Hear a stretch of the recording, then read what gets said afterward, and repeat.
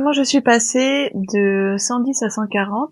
Eh bien, il faut revenir une vingtaine d'années en arrière où nous étions installés chez mes parents dans une écurie du coup privée, familiale près d'Angers. À l'époque, j'avais un petit cheval, un petit trotteur que je faisais tourner sur des épreuves quatrième catégorie pour commencer, puis en CD Open et tranquillement, j'arrivais à faire évoluer les chevaux et j'essayais de les amener au plus haut de ce qu'ils pouvaient donner. Donc là, on était sur des hauteurs à 1,20 m, mais le cheval pouvait vraiment pas aller au-dessus. Et voilà, moi à l'époque, ça m'allait. J'étais déjà très contente de ce que j'étais capable de faire avec notamment ce petit cheval-là. Et pour faire court, je croise le chemin de Frileuse, qui est une jument qui à l'époque avait 5 ans.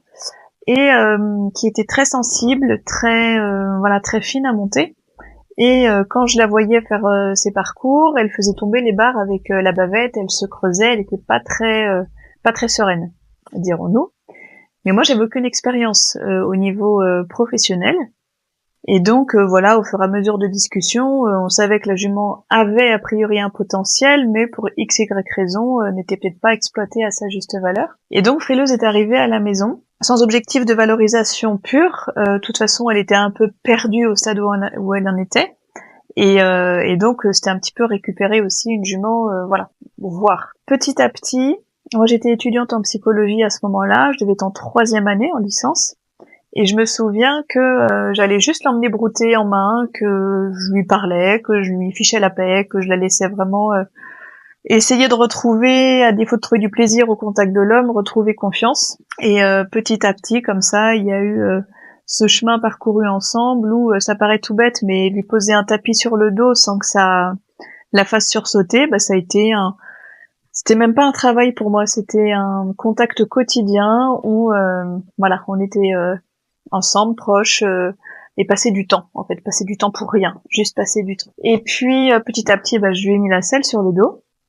J'ai voulu demander à Daniel le Chevalier qui me coachait à l'époque, une fois par semaine, j'allais monter pour qu'il puisse m'aider avec les chevaux. Et donc, cette jument-là, il me dit, mais laisse tomber, c'est pas une jument pour amateurs, elle a déjà fait pas mal de pros, elle est compliquée, etc. Bon.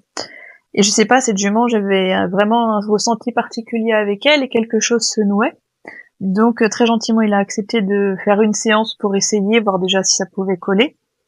Et on a du coup commencé à entreprendre un travail où on lui a appris l'extension d'encolure, on lui a appris à se mobiliser. Et j'étais malgré tout très seule parce que les chevaux étaient à la maison. J'avais la chance de pouvoir aller travailler avec lui une fois par semaine, mais après je revenais avec mes bagages à la maison, puis j'entretenais toute seule.